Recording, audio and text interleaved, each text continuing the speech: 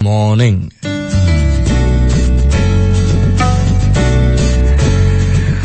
આવતીકાલે આપણે ફરી એકવાર તિરંગો લહેરાવીશું.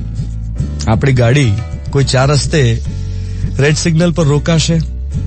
સિગ્નલની લાઇટ ગ્રીન થવાની રાહ જોતા હોઈશું અને એ જ ટાઈમે કોઈ ગરીબ બાળક તિરંગો વેચતો જોવા મળશે.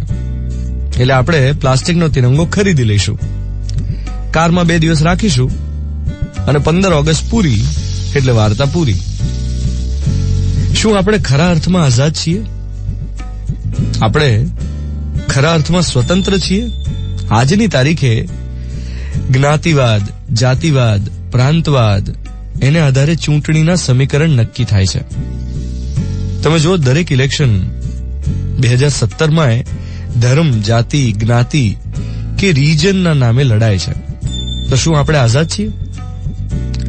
સ્ત્રીઓએ હજુ પણ સમાનતા માટે લડવું પડે છે. સમાનતા તો દૂર, સુરક્ષા મળતી નથી.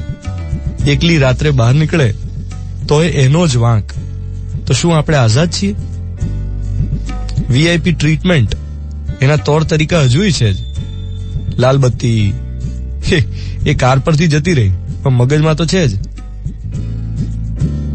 એટલે કે આપણે ખરા અર્થમાં આઝાદ છીએ ખરા? જો આપણો ઓપિનિયન આપણે ટીવી ચેનલ, ન્યૂઝ ચેનલ જોઈને નક્કી કરતા હોઈએ અને ન્યૂઝ વાળા એ પોતાના ભાવ પ્રમાણે, કિંમત પ્રમાણે ઓપિનિયન નક્કી કરી આપતા હોય, તો શું આપણે આઝાદ છીએ? હજી એ ભારતમાં ભૂત ચોટલી કાપી જાય છે. બોલો.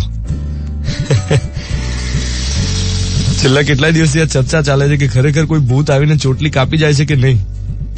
તો શું ખરેખર આપણે આઝાદ છીએ? એક સમયે ગાંધીજી જેની સામે લડવાનું આપણને કહેતા હતા એ બધું હજી છે જ. જો અનટચેબિલિટી હજી છે, અસ્પૃશ્યતા હજી છે જ, જ્ઞાતિવાદ, જાતિવાદ બધું હજી છે, ઉપભોક્તાવાદ એ પણ હજી છે, અંધશ્રદ્ધા એ પણ હજી એવી ને એવી જ છે, અકબંધ. તો શું આપણે ખરેખર આઝાદ છીએ? આ સવાલ સાથે આજની શરૂઆત કરવા જઈ રહ્યો છું. આઈ નો તમે વેકેશન મૂડમાં છો, કારણ કે ગઈકાલે રવિવાર, આવતીકાલે પાછી રજા, એટલે આજે જે સેન્ડવિચ દિવસ છે એમાંય તમે તો મજા જ લેવાના છો. પણ આ બધાની વચ્ચે એક વિચાર સાથે દિવસની શરૂઆત કરીએ કે શું આપણે આઝાદ છીએ? 7:15 થઈ રહ્યા છે. મિર્ચી 98.3, સોમવારની સવાર 14 ઓગસ્ટ 2017. હું છું ધ્વનિત તમારી સાથે. Good morning my dear.